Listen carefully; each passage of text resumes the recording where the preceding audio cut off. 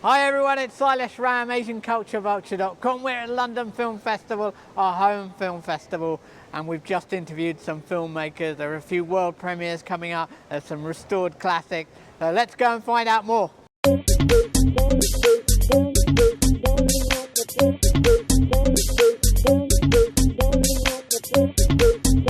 And tell us about the Indian film Songs of Forgotten Trees. We're very excited to have this film in the program. It's world premiering in Venice, and was a film that one of my programming colleagues, who really is, is very much enmeshed in that world of cinema, was like, this sounds interesting. Let's investigate this. And so it's a really interesting film about an unlikely friendship, and so we really chart that.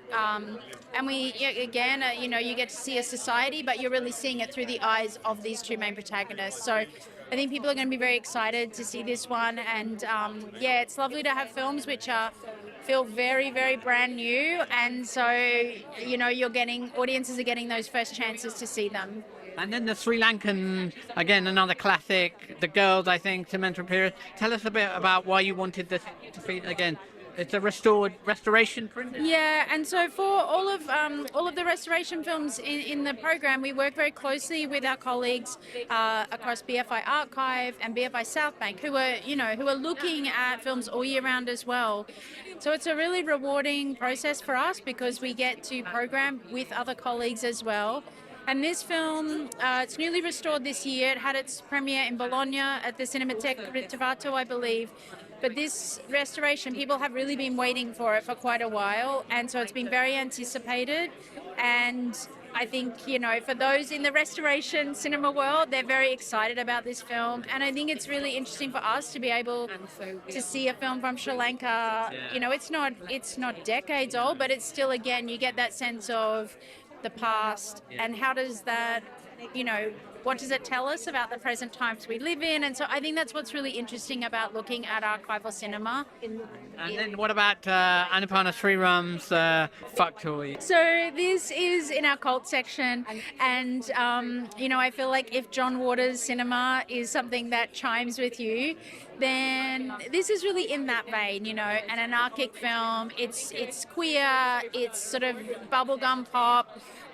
It's very much made in the vein of his cinema, so I feel like that gives people a very good marker to if this is going to be for them or not. But we are so excited to screen the film.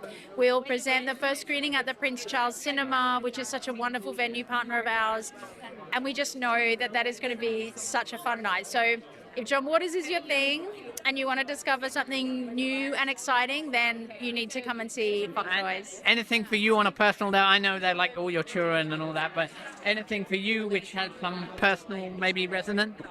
Look, I feel like over the course of programming the festival, myself and all my programming colleagues, we genuinely fall in love with these movies. So on any given day of the week, you have your film. Is it always the opening film? Is that always the big moment for you?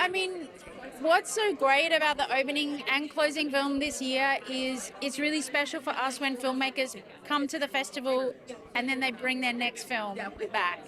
And that's very, very special for us as programmers. I think it's special for the audience as well because they build up these longer relationships with directors across their careers.